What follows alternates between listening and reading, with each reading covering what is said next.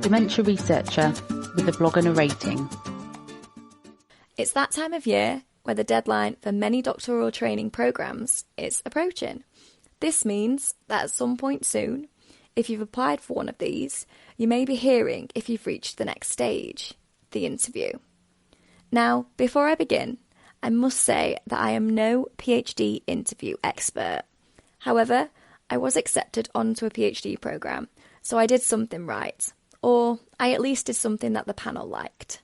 So, I thought I'd share with you some tips that I used in my own interview. Firstly, fail to prepare, prepare to fail. This quote seems to have followed me around my whole life. In primary school, my maths teacher had it stuck to his door. Then again, in my first year of secondary school, my head of year had it in his office and would say it to us all over and over again. And you know what? They were both right. If you don't prepare, the chances are you will fail. If you want to do your best in a PhD interview, I cannot stress enough that you need to be as prepared as you can be. For example, if they ask you to present some work, make sure that you've practiced your presentation before the day and make sure that you understand what you are presenting. It's also very helpful to practice the presentation in front of others so that the first time you do present, it's not to the PhD panel. Additionally, make sure to read around the topic area. Read current papers in your research area and make sure to be up to date with the current research the lab is doing.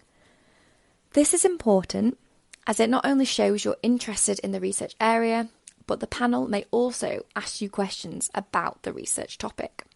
For example, during my own interview, I was asked about models of Alzheimer's disease and specifically about the BOLD response, two very specific questions related to the project. One of them I'd prepared for and it went very well. However, the other I hadn't done much reading on, and let's just say my answer could have been better. You're unlikely to know all the questions that the panel will ask you in the interview, but you can be very sure that they will ask you why you want to do a PhD. So, why do you want to do a PhD? This is one of those answers that you can most definitely prepare. In your answer, be honest. Tell them why you want to pursue a PhD. Is it because you want to be a researcher? Do you want to one day run your own lab? Do you enjoy learning and being challenged? The panel want to see that you've really thought about a PhD and that you've also thought about the challenges ahead and how getting a PhD will help you in your future career. Other common questions the panel may ask. Tell us about a time you had a problem in your research and how you overcame it. What are your strengths and weaknesses? If you had a problem in your PhD, such as an important piece of equipment was not working, what would you do? Secondly, it's important to give examples throughout your interview. The panel want to know why you should be awarded the position. Do you have relevant experience? Have you used a similar technique previously? Do you have experience programming? When answering some of the questions, it may be helpful to use the STAR technique. And if you've not heard of the STAR technique, it's a great way to answer competency-based interview questions, and it allows you to show the panel how you would approach a situation or have approached situations in the past. STAR means situation, task, action, result. So, situation. Tell the panel about the context. What were you doing? Describe the situation. Task. Tell the panel what task you had to do. Did something go wrong so you had to take initiative? Did you have to meet a target or deadline? Action.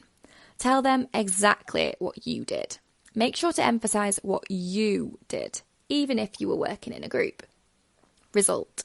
Tell them how what you did or put into place impacted the outcome. Was the deadline met on time, etc. It could also be good to expand on what you learned from the experience. For more information on using the STAR technique, check out this link. And finally, remember to ask questions. Towards the end of the interview, the panel are very likely to ask you if there is anything you want to ask them. Interviews can be really nerve-wracking, and in high-pressure situations, it can sometimes be difficult to think on your feet and think of questions in the moment, so it can be helpful to have some prepared ones. The following are good examples which could be used for many different programmes. For example, Will there be opportunities for me to gain teaching experience? Will there be opportunities to collaborate with other groups? What is your supervision style? What are recent lab members doing now? How does the funding work for this project? Will I manage my own budget? And are there opportunities to write up papers for publication? So, make sure to prepare, give examples throughout your interview, and ask questions. Good luck! Thank you for listening. Join the Dementia Research bloggers and share your own views.